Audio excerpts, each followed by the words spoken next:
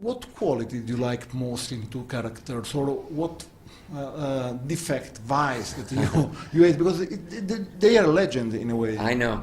They're, well, you always want conflict between two lead characters. You want them to be good adversaries in that they both have power. They both are a threat to the other. And that was certainly the case with James Hunt and Niki Lauda. They both stood in each other's way.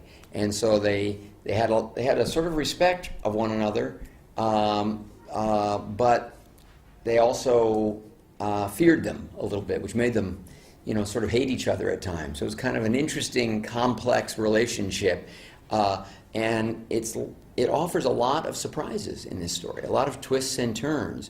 It could only be done if it was a true story. Otherwise, people they wouldn't believe it. What is also amazing of this movie is the balance, the blend of real footage or what you recreated, the CGI. I mean, it's unbelievable what you've done. How did you, supervise all of this? Well, thank you. It was a process that began months before we began shooting. My editors and I spent a lot of time looking over archival footage. And then I worked with the cinematographer Anthony Dodd Mantle and the visual effects company Double Negative, and we began seeing how much we could repair archival footage to use it, and how well we could shoot our own footage to live up to the standards of the archival footage. And sometimes we combined them, a little bit like Forrest Gump, but instead of putting Tom Hanks with Richard Nixon, we would put the Niki Lauda car in a great shot that we had from Monaco that just didn't happen to tell our story, but was 99% accurate. And by just tweaking it digitally a little bit, we could accomplish so much more scope and scale. So it was a process that began before we filmed and never ever ended until the moment we released the movie. When you tackle real stories, it's always surprising because in the end we don't know. I mean, when we're part of the audience, we forget what the story has been.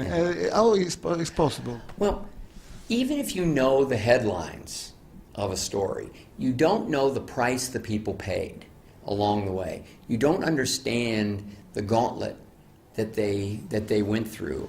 And very often, if you dramatize those details, people sort of forget the headlines. You know, with any movie, even fiction, you or I could probably guess what the ending is going to be, more or less, right?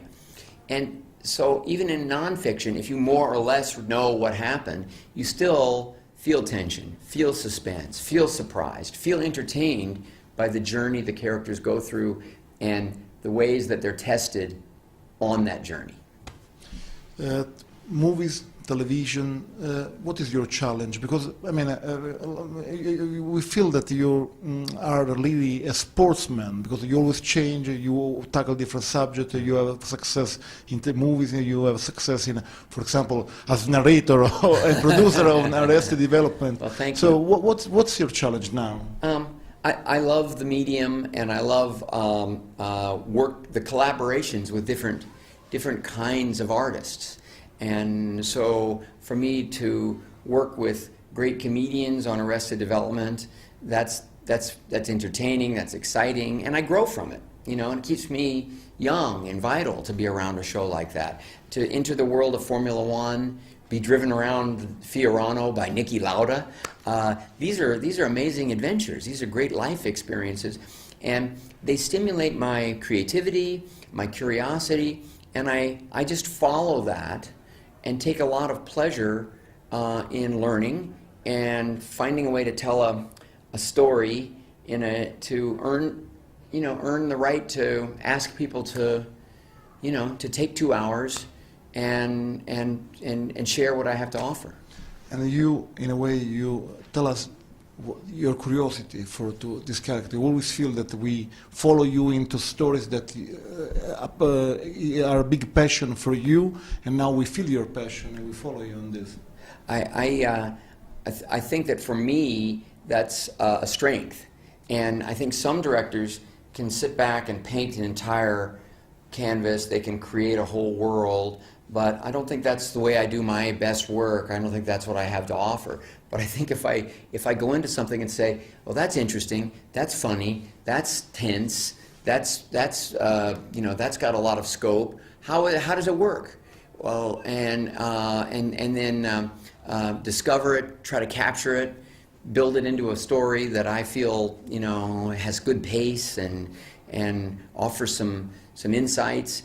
Then I think I have something to give people, especially when you're asking people to go to the movies, see this on a big screen, take the money, take the time. You should respect that and try to give everything you have.